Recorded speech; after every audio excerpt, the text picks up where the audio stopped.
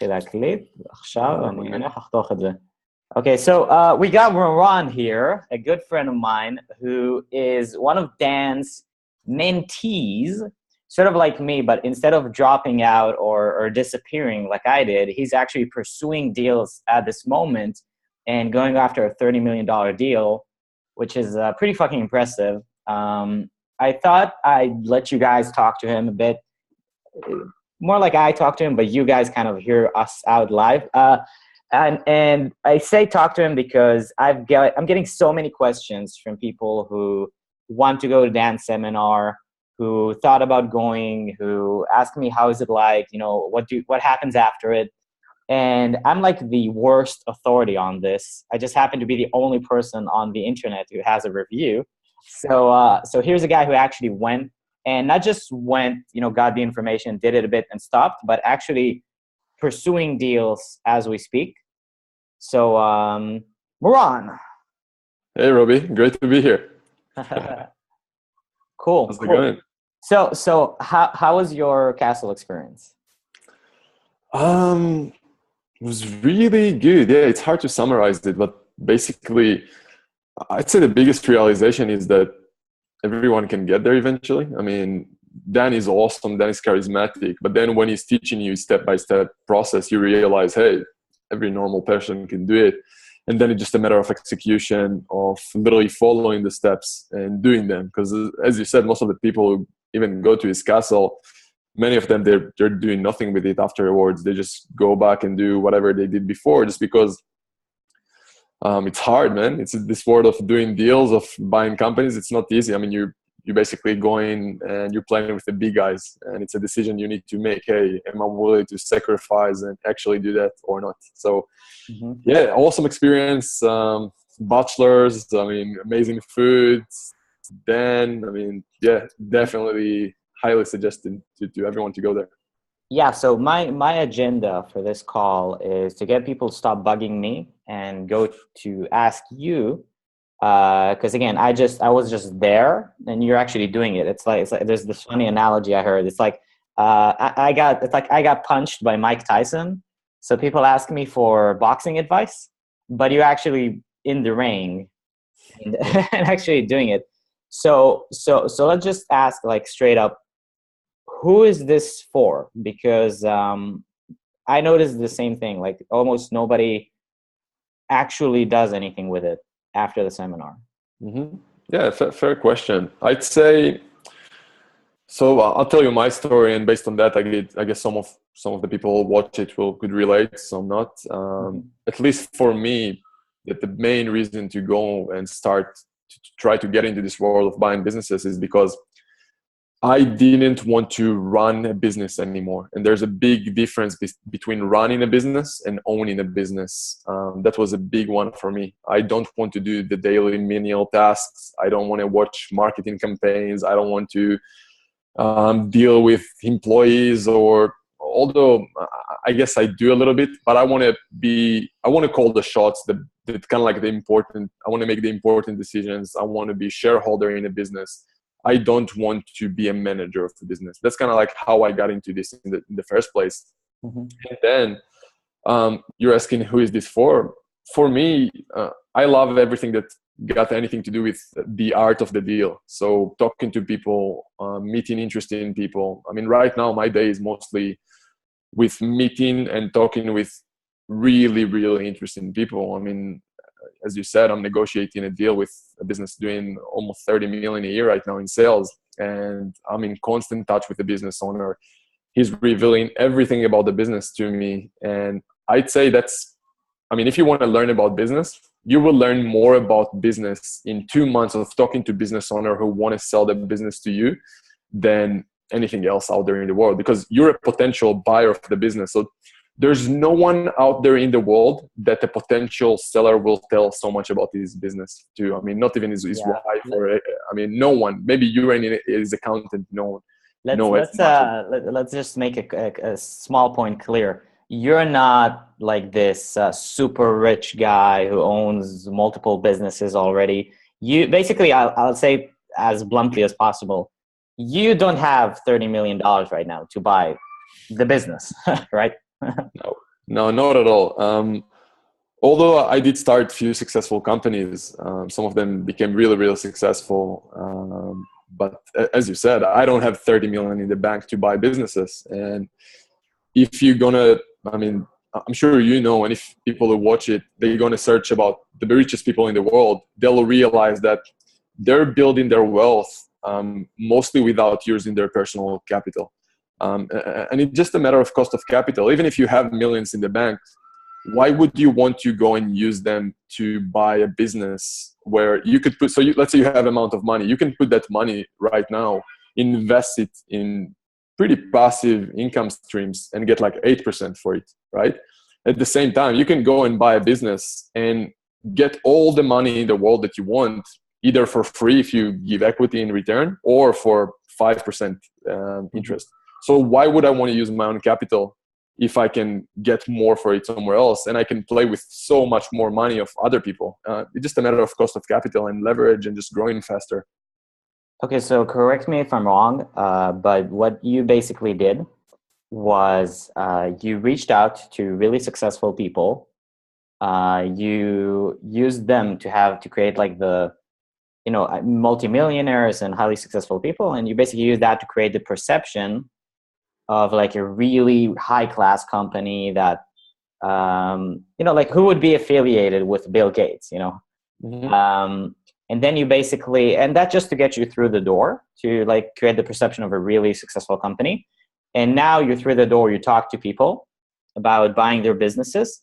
And if you find a really good deal, there's these huge financial institutions, the banks, investment firms with billions of dollars, who they don't care about you. I remember you said they care about the deal. Like if it's a good deal, they'll, not every time, but they'll seriously consider financing it for you because they know the business will pay back the money. Mm-hmm. Yeah, you got it. It's amazing. Yeah, exactly. And I'll tell you even more. So I did few deals without any capital. And the way I did it is I basically provided solutions to businesses. I mean, there were smaller deals, like basically those are usually businesses that are doing up to 1 million a year in sales. Some of them would give you equity in return for just value that you can give them. So I'll give you an example. I had a conversation with a friend of mine. He had a marketing agency he wanted to get rid of. And he didn't know if he wanted to close it or sell it or whatever. And what I told him is, hey man, I don't mind taking the business on me. And you just go and do whatever you want. And what I told him is, if you want, I'll take 80% of the business. You'll have 20%. And I showed him that I know business better than him. So that even if you'll have only 20%, this 20% will eventually be worth much more than his current 100% in the long run, just by having me being the owner of the business. I used to work it out. That was a while ago, but I would suggest people who just want to get into this world of deals, maybe to just do that a little bit first. But then, with the big deals, you got to use financial institutions. You got to use a combination of debt and equity. Tons of institutions out there who can help you with that. Obviously, depends where the deal is, depends the industry, all that stuff. But it's a matter of structuring the deal in a way that ideally you will need to give up the least amount of equity, and you could use so I don't know if you want to get into it, but ideally you want to get as much as you can debt.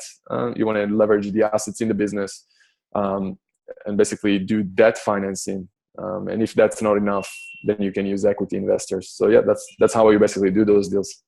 Mm-hmm.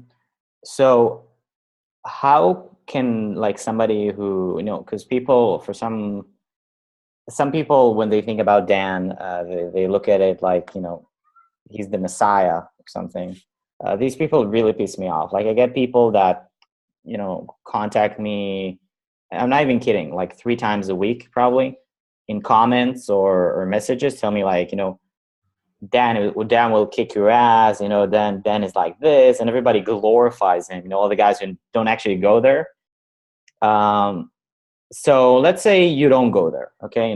Fuck the castle. I don't want to put $20,000. And even Dan says, like, don't come. Like he says, only come if you have to. How can somebody learn these skills? Like, how can somebody, because they're simple, but you kind of need somebody to help you, and at the same time, you also need to actually know what to do. Yeah. Well, first of all, and as you said, Dan is saying that, I mean, all of his content is free. It's out there. I mean, you're going to go to the castle, you're not going to get that much more other than his personal, he's going to be your personal coach and accountability. If you want to learn it, I'd say the best way to learn is to just literally just jump there and try to do that. That's the best way you learn. Like, you can read hundreds of books, but I mean, you can read hundreds of books about how to drive a car, right? But in the end of the day, you're going to learn more about driving a car in 10 minutes of driving versus reading hundreds of books about it. So I'd say go and try and do that. And usually most of the people who go to Dan's Castle, they already have existing business. So I'd say you want to start thinking about how can you create more value to your existing business. And there's two ways to grow a business. And Dan is talking about it as well. There's an organic way, and there's basically internal and external way, or organic and by acquisitions. I would suggest people who already have a business try and think about growing by acquisitions versus organic, because you can grow in years worth of sale literally in an afternoon in one acquisition. Like let's say you have a business doing 1 million a year in sales right now.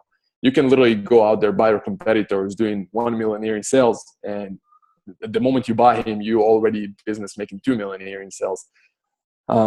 It's such a faster way to grow, and it's literally required the same amount of work of sometimes just go out there and try, instead of trying to acquire another company, instead of trying to go and acquire another client, go and acquire another company.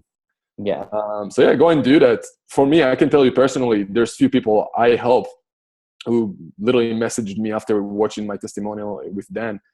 And what I told him is, hey man, I don't mind you watching everything I'm doing. And I'm literally happy to pay people like 10, 20 grand per deal I close, or give them equity in deals just for them referring deals to me. So let's say anyone out there got a deal or someone he knows who want to sell his business.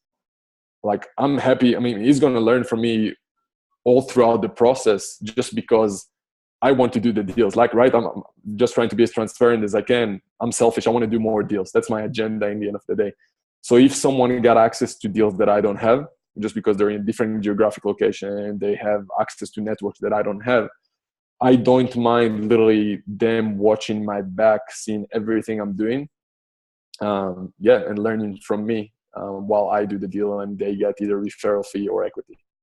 Oh, that's so awesome. That's so awesome. I mean, I really, I'm sort of jealous on one hand, because I kind of found my destiny in coaching, but I also had like a really strong itch for that. Like you said, being the owner, doing these jumps in acquisitions. It's a big thing. It's like there's the box, and you literally are not allowed. You don't allow yourself to think in the box. You have to think about the box. And the moment you think in the box, it's like you can lose yourself in it. You're going to, let's fix this, let's change that. But you have to always keep yourself in this big focus, a big picture. Yeah. And I just couldn't do that, to be honest. Like, it was too hard for me. One day I want to do it, but in acquisitions, but it's still not. I'm still not there. So I really admire you for having that courage, because basically I think in terms of business success, you were more successful than me when you started. Maybe a bit more, maybe much more, but I think you were more successful.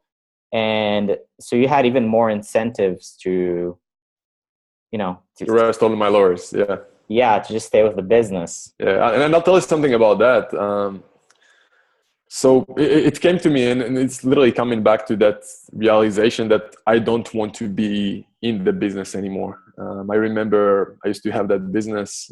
We had this crazy marketing business. I don't want to get into it, but basically I used to watch and basically navigate hundreds or maybe even thousands of campaigns every day. And I remember some day I was like, I don't care how much money this shit makes me. I don't want to do I don't want to do it anymore. Like, I was sick of it. Just like, I wanted to shoot myself, just do anything but that. So I was like, there's no fucking way I want to do that. And I literally started asking myself, okay, let's say I had all the options in the world. Let's say there's no chance I could fail.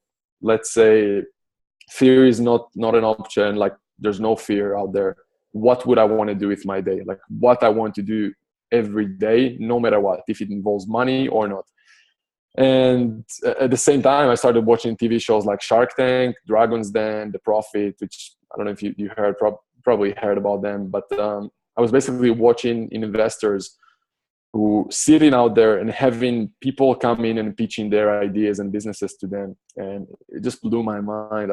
I literally, I was like, holy shit, that's exactly what I want to do. I want to be there. I want people to come to me, wanting me in their business. I want to call the shots. I want to do stuff that actually leverage. Like I'm very grateful to have amazing mentors, board members right now. And I see some of them, and I can throw the names like Carl Ellen and Jeremy Harbour and Ko Mirza and Naftali Tilson, really, really amazing people who, together with them, they did more than $100 billion worth of deals. And I'm really grateful to have them. And I see their, like, I'm grateful to spend some time with them. And I saw their kind of like what they're doing with their days. And it's all really leveraged. It's just like, there's no chance that they'll do action that isn't potentially going to make them literally millions. So that's what I want to do. I want to do stuff that actually going to bring me back amazing results and not just another client, right? So yeah.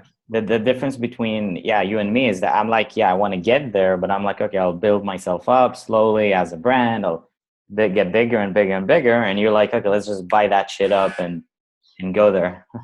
Yeah, and fair enough. And everyone got his own path, right? It's not like this one is better than the other. It's just like, for me, I just realized there are certain things I want to do every day, and there are certain things I don't want to do. And it just turned out this way that I came across the path of doing deals, going by acquisitions. And since then, I literally learned that, I mean, the biggest companies out there, that's what they're doing. I mean, if you're going to learn about tech companies, even like Facebook right now, right? The way that they have to grow is growing by acquisitions, by buying other companies. Otherwise, they can't meet their share values, their shareholders' demands, right? They want the business to grow, and most businesses can't go organically as fast as they can with buying businesses. That's why you see crazy acquisitions like WhatsApp and all the other big guys, Instagram, etc. Yeah, absolutely. So how can people contact you if they're interested? Can they ask you to help them, or how does it work? Yeah, I'm happy to give you my email. So my email is Moran, it's MORAN at abdassets.com. That's my company, ABD Assets. Feel free to email me. I'm happy if you really want to get into this world of doing deals and acquisitions and buying companies, and you're just sick of doing boring stuff. You actually want to wake up and do fun stuff. I don't mind doing like a short call with you and just figure out if it's a fit. And hey, if you're in a specific geographic location that I'm looking for deals, then I'm happy to maybe even find us ways to do stuff together. Awesome. So either like as a quote unquote affiliate, and mega affiliate, just make a referral for a business, and that could profit a lot. Or basically, if somebody is actually interested in learning more about that, then you say you could help them a bit, show them the ropes, and then hopefully do deals together and make big shit happen. Yeah, exactly. Or if they have a business that they want to sell, that's great as well. I guess it really depends on the person. I'm happy to have short calls with people and figure out if it's a fit or not. Yeah, so you made deals your life, basically. Just like me with coaching, you're like, Pretty much, yeah. That's what I want to do. Get me excited. I'm talking to awesome, interesting people. It's give me an excuse to travel the world. And I think it's the best business for ADD people, to be honest. For me, I always wanted to do new stuff. And this is literally the perfect business for ADD people, but just because you can be involved in so many transactions at the same time. Yeah, everything is big picture. You never go into the details, so you're always like, exactly, yeah.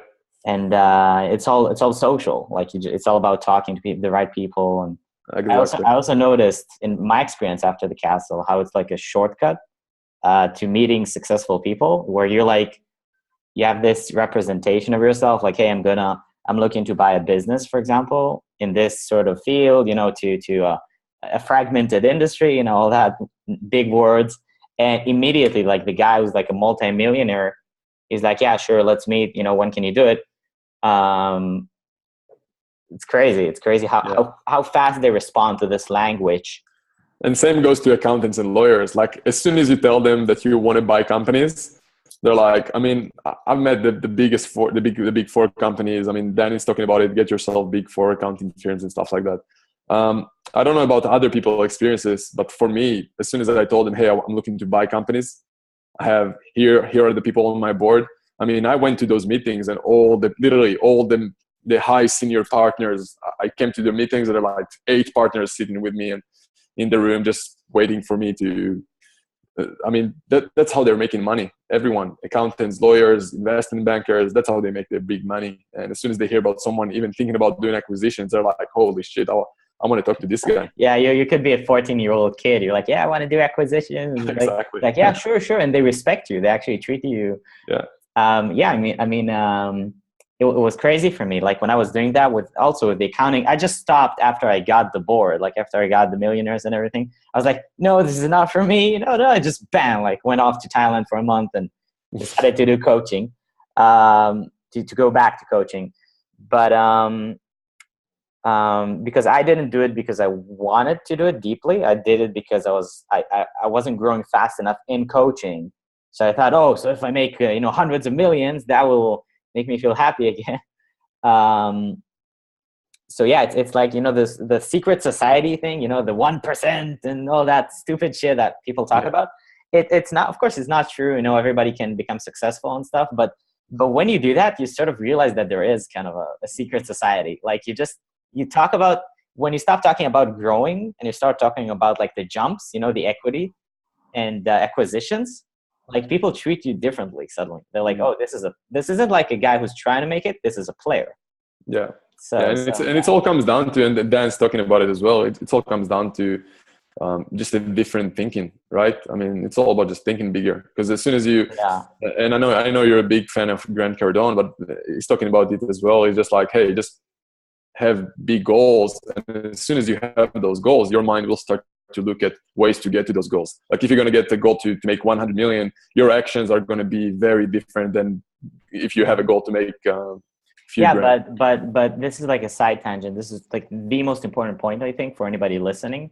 I call it like slicing the pie. When you have a business that makes like 100,000 a month, basically you can slice it and give 10% to the salespeople, this much to you can basically start delegating out. But you don't have to. But with something like the acquisitions, you can literally. It's not like when you have a big idea, like, I want to be a millionaire. I'm gonna be, and everybody's like, yeah, okay, yeah, whatever, fine, yeah, sure, little boy. When you're actually in the financial thing, when you're like, hey, I want to make a $20 million deal, and you're nobody, you haven't made any serious money, no track record, but you say that, and you go up to a multimillionaire, and you're like, hey, I'll give you 5% of the deal if you work with me. If you're confident enough, they probably will. I agree, and that's something people don't realize. And I remember coming out of the castle, very nervous to talk to my first potential board members. But then when you realize that, hey, I'm offering them an opportunity to get free equity in literally a multi-million dollar business for free. All they need to do is maybe be on the phone with me every now and then and just talk to me. Yeah, there's no downside. Like, exactly. You can't risk anything. Exactly. Even legally, you could write in the contracts that they got no downside, like literally.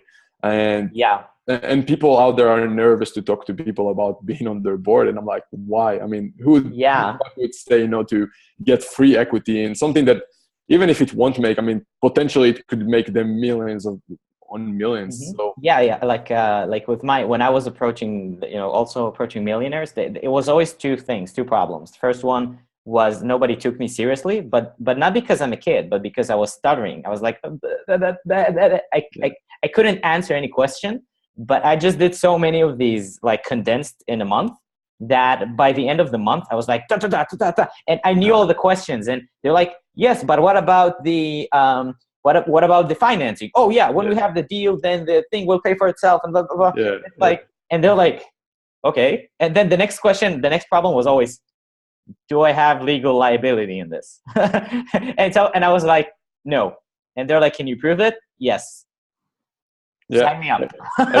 Exactly. And you literally just said what we talked about, the fact that you learned so much more just by doing it, right? Just by calling people and failing. I mean, the best way to move forward is to just progress your way to success by failing. That's the best way. I mean, you're going to learn so much more just by... Yeah, I didn't call people. I just sent like 10,000 emails. And I sent a really good letter. And that's still taking action. Yeah. Yeah, and about 20 people, 25 people actually, told me, okay, let's meet. It's like doctors and millionaires and CEOs, and I'm like, what the? Like awesome. Every single one of these people, like I'm thinking big, but also like if they just give me like $50,000, I would be like happy for a couple of months. Yeah. And for them, it would be like nothing. It was crazy. It was crazy meeting these people. So yeah, it's really a ride. It's a fucking ride. But the amazing thing is that, again, it's an idea. It's not like you have anything. You're like, hey, I'm gonna do this much, and who listens to you? The successful people. Like the guys who made it. When they hear somebody's like, oh, I'm gonna be a millionaire, I'm gonna do this, then they pay attention. All the average people, the 99%, they're like, nah, it's not gonna. Yeah, and even investors. It's funny that you say that, because, I mean, there's something out there today. Everywhere I look, there are books about starting a startup, videos about starting a startup, seminars, motivational videos, everything about just taking an idea and starting something from scratch. And there's nothing wrong about it, right? But it's so much easier to go out there and make your startup about buying existing profitable businesses. Just because, I mean, as you said, people are going to take you much more seriously, even if it's your board members or investors or financial institutions. And just check the stats out there. Most of the like Silicon Valley startups, they're going to fail in the first few years, right? I mean, your model is awesome. Just like provide value to people and get some kind of money for that. But all the ideas like technology businesses, most of them are going to fail. And what we're doing here in the acquisition world is that we're basically going into businesses that already have track record, already have brand recognition, already have employees, already have like a list of clients. And you literally play on their assets that sometimes took them years to buy. Like I had the conversation like 2 weeks ago with a business that's existing, like the owner is like 85 years old and he owned the business like more than 40 years. So just imagine that the business is making millions. It got track record of, I mean, so many years, like clients who loves the business. So why would I put my time into starting a business from scratch where I can literally use the same time, buy a business that's already making millions? Yeah. And I'll just add and say, like, so one of my mentors is Kom Mirza, right? Is this in his 30s, he's worth like 600 millions in net worth. And he's investing in startups, in like different stages of startups. And he knows that most of them are going to fail. Like he knows that like 90+%, like 99% of them will fail. But he knows that for him, even if he put his money in all those different businesses, most of them are going to fail. He knows that he will make more money from that one business that will be successful, and it will cover all of his losses, right? So I'm saying, cool, that's awesome as an investor, because it's just his play money and he playing the numbers game, right? 1% will make him enough money. But then I'm saying, why would you go and start a business from scratch and try to be that 1% out there? Yeah, yeah.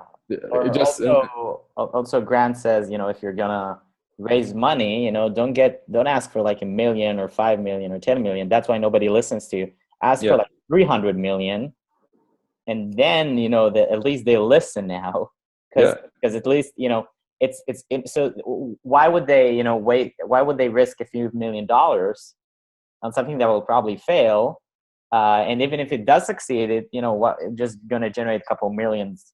It's not worth the risk. But if you're gonna ask for something, at least ask for more. Yeah. like add a few zeros, and then you'll get their attention. I agree 100%. Yeah. So yeah, I remember also even going up to banks and just and my credit wasn't good because my money was up and down because I was wasting it like crazy. Mm-hmm.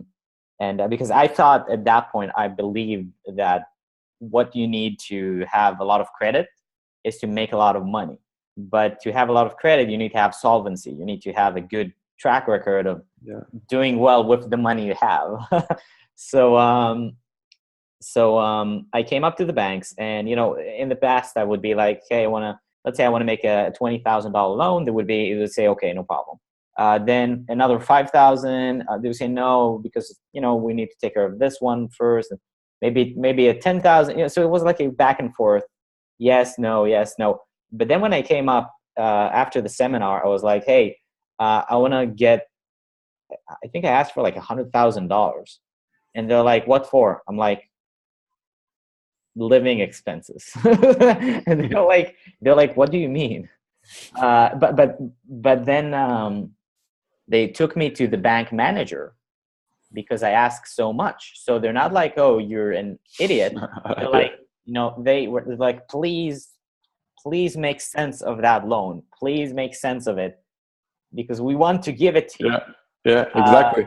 Please make it a good loan. So they take me to the bank manager, the busy bank manager, and I get coffee and all sorts of just because I asked for a lot of money. And then they're like, okay, so what do you need the money for? I'm like, okay, so I want to do deals, and I need like 1 year of money to basically make sure I'm not worried about can give me high rates. I'm not worried about that. It's small money. Yeah. And then they told me, like, find a deal. We'll give you the cash. Like, no problem. Yeah, like, exactly. Just add, like put us in the deal. Let us play too a bit. Give us a % here. We'll give you the cash. Exactly. I mean, that's how they're making money at the end of the day, right? Banks. I mean, I remember I had a deal with a business that it was so messy. So it got assets in like third world countries, and basically one of the ways to buy business is to leverage the assets in the business to pay for the seller. And I remember similar situation to yours. I came to that bank who was so excited about working with me on that deal.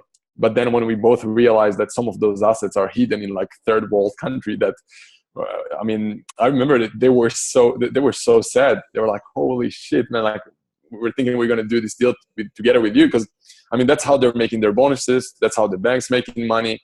I mean, it's a win-win. And like you said, they will feel so much more comfortable giving you the money if you're going to buy that big business, because I mean, you have the business assets behind you, versus if you come in as like I said, as a kid, no one will give you even $10,000 just because they don't know you. You don't have anything behind you. At the same time, you could be the same kid coming up with a deal, business that's making millions, and they will help you just because they have the assets of that business to back you up. And it's a win-win for everyone. And I think that's something people need to learn from even following Dan and the other mentors and gurus out there. Just understand all that game of money and capital. I mean, everyone out there just want to make more money, and just a matter of finding the right deal for them to be happy to give you that money. Even for me right now, I'm looking at deals, and yes, I have financial institutions backing me up and investors and stuff like that. But then it's still a matter of finding the right deal for everyone to win from that. So yeah, just about playing the numbers in the end of the day.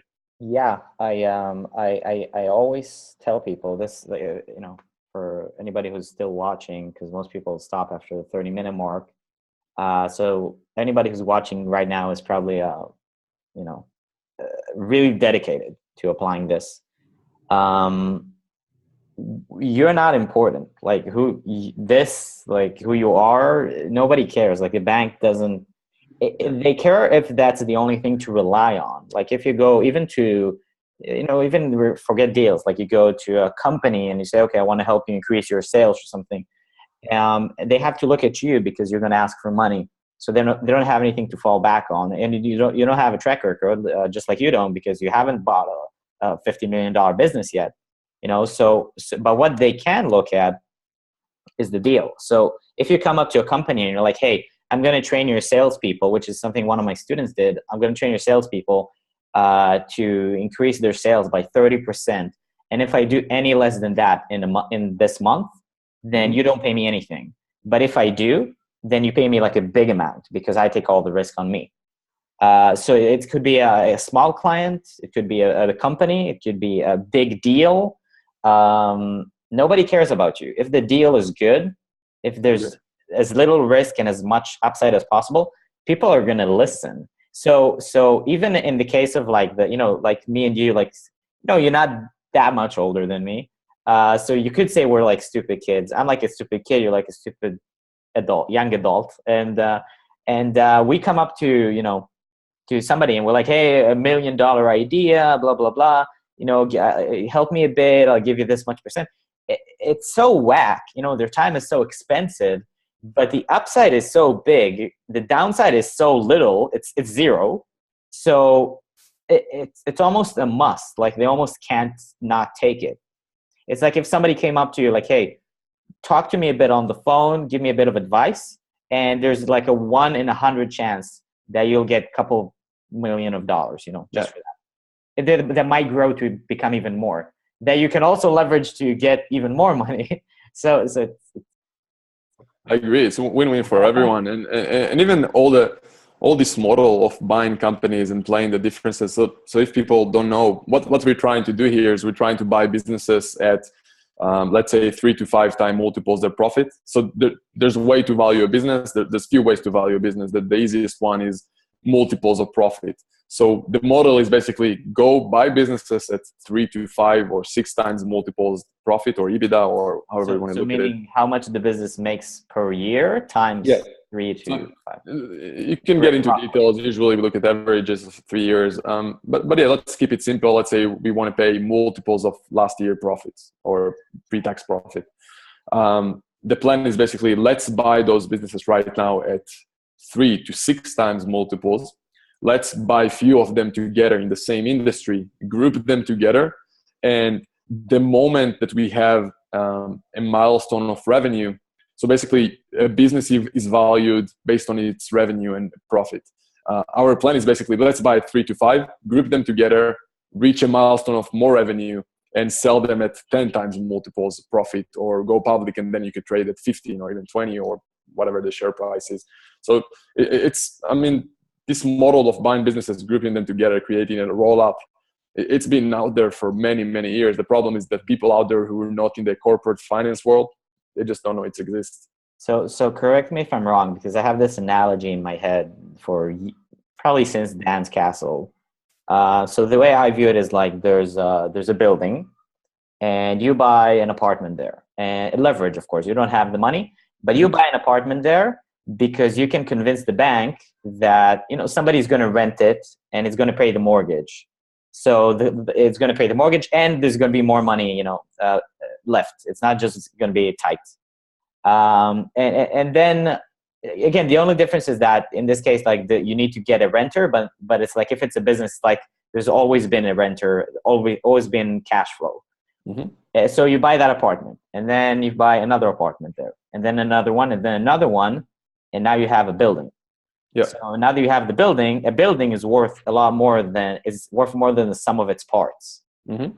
And also you're waiting, just like the financial crisis of 2008 for rents and prices and everything to go up.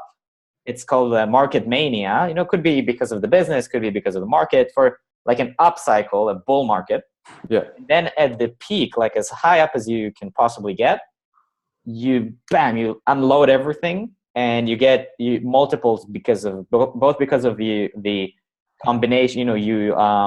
It's not fragmented. You combined like a big thing of a lot of small pieces together to one big thing, and also because it's the best time of the year or the best time of the decade to sell, and you get just what Dan did, basically, just a big sell.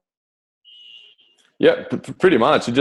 It's a bit different with real estate, but the fact, because the beauty in business is again the multiples. The more profit you make, the more revenue you have, the more your the more your business is going to be worth. But yeah, you got it. It's basically buying at X few of those small businesses, bringing them together, creating a business that's worth much more. And then just by the fact that it's worth more, sell it at a higher price or take it public and keep growing it. Yeah, I just I like to equate business with real estate in this case, because you and I. No, it's very similar. Yeah, we're from Israel, so rent prices here go up faster than the business revenues. Yeah, I agree. It kind of feels like it. Yeah, that's crazy. I know that's a whole different topic, but yeah.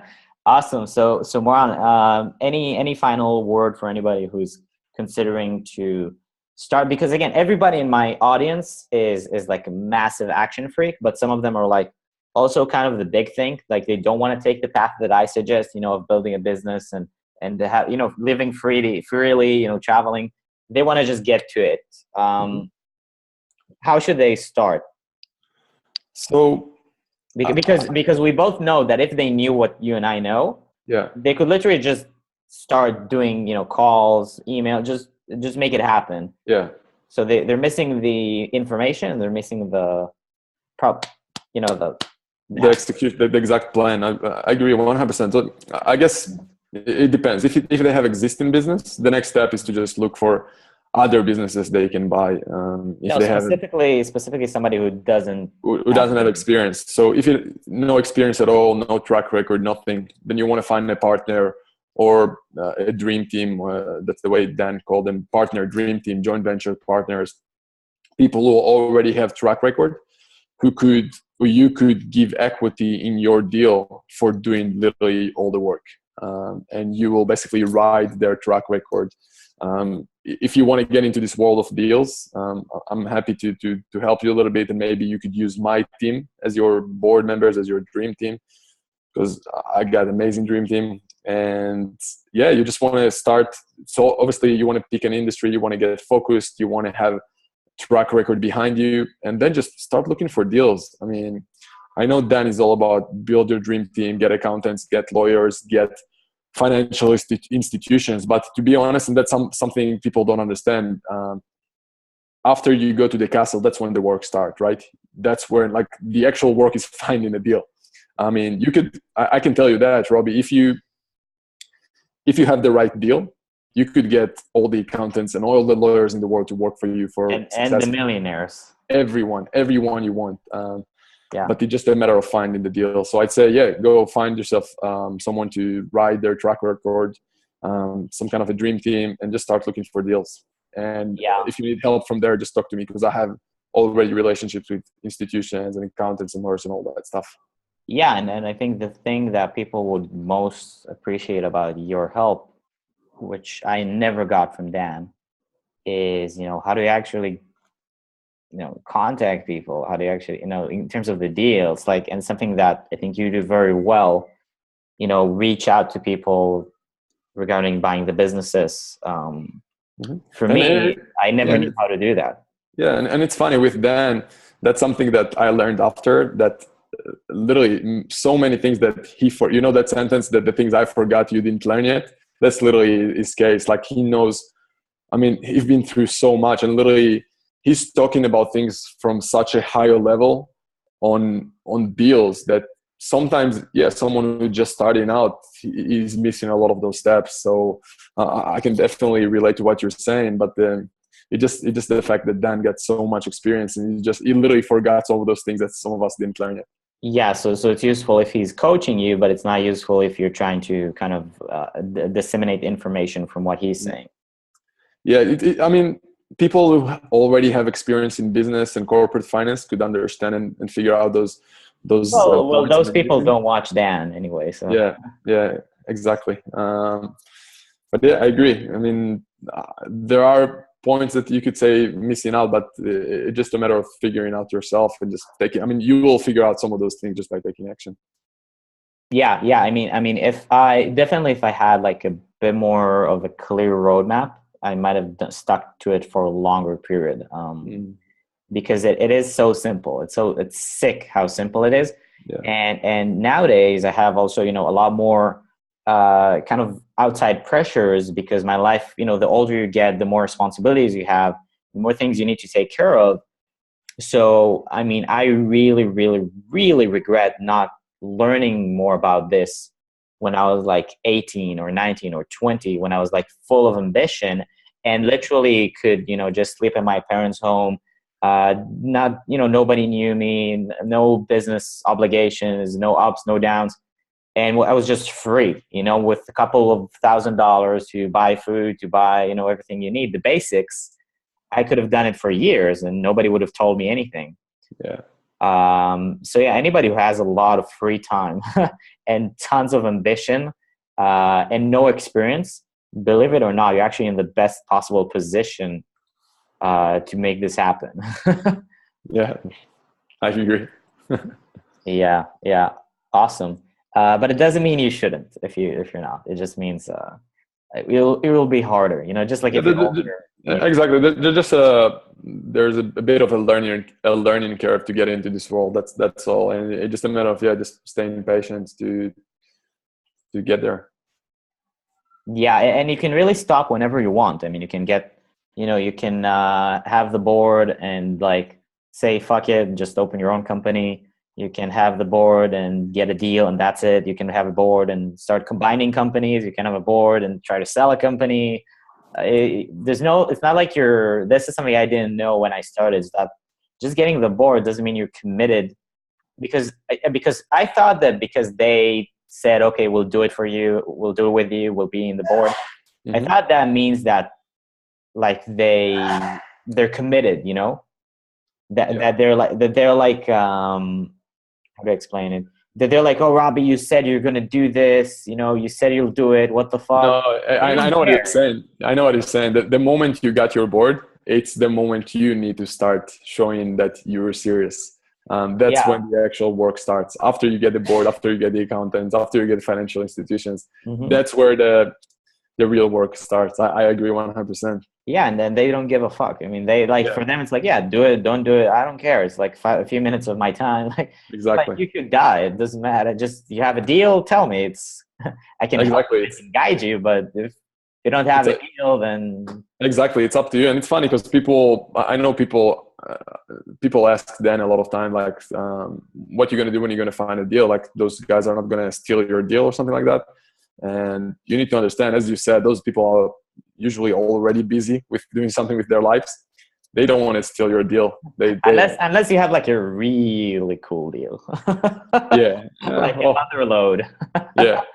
And even then, you're gonna learn the tone, even if they're gonna steal your deal. So yeah. You have to steal deals. Yeah. I mean, if it's like even a few $1 million, they're like, you're like, oh my God, I need to keep it, and they're like, keep. No.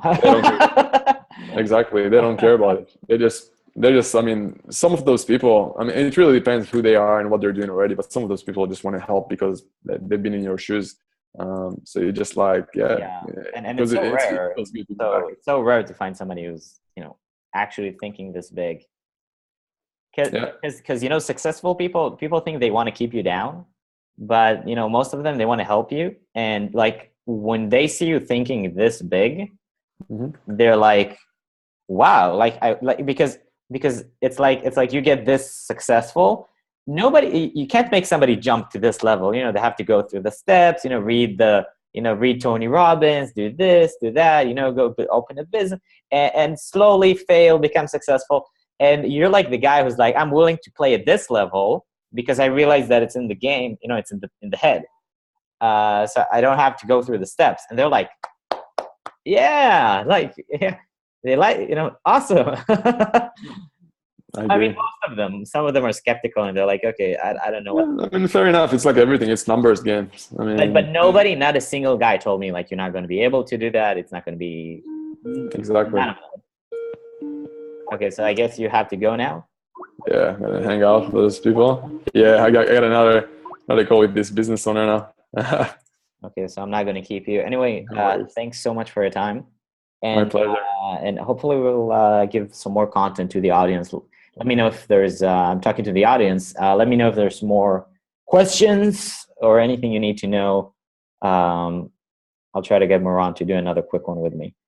Thanks a lot, dude. And I put the link to get to you, like the email, for anybody who wants to contact you.